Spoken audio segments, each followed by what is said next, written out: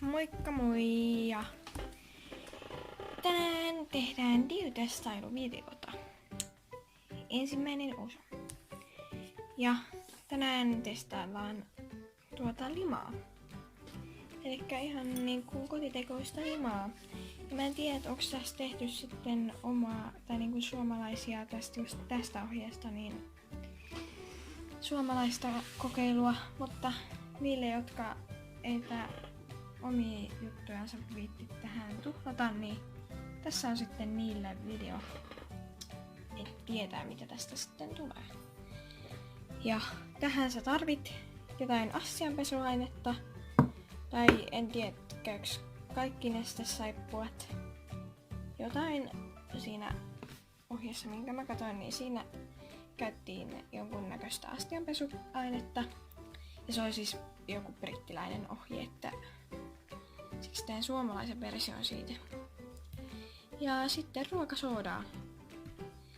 Ja useimmissa niissä ohjeissa, mitä mä sitten katoin, niin käyttiin jotain ihan ihmeellisiä aineita, niin toivottavasti tää on sitten vähän parempi.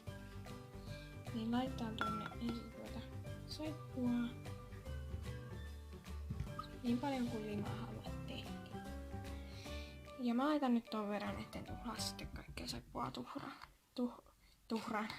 tuhlaan. Mitä mä nyt selitän? Turhaan. Niin. Sitten ripottellaan vähän soodaa tuohon päälle.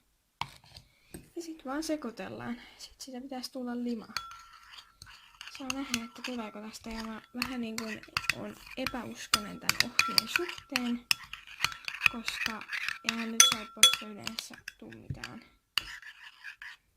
Tästä alkaa näyttää vähän semmoista.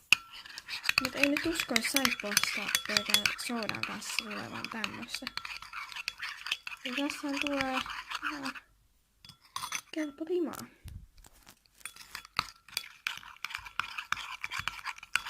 Kelpo liman näköistä ainakin. Nyt sekoittelen tätä tässä vähän aikaa. No mä oon nyt sekoitellut tätä silleen 5 minuuttia ehkä. Ja tää nyt ei ehkä oo mikään menestys. Mutta tää ei silleen hirveesti tartu suomeen. Ehkä vähän.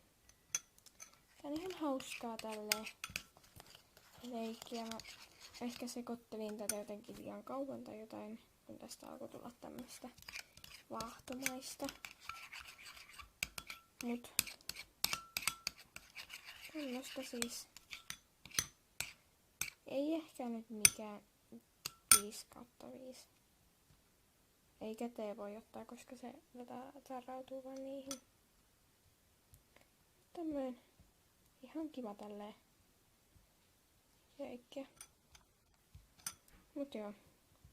Suht helppo tehdä, jos on semmoinen saippua, millä se toimii. Mut joo, moikka! Tää oli varmaan tässä.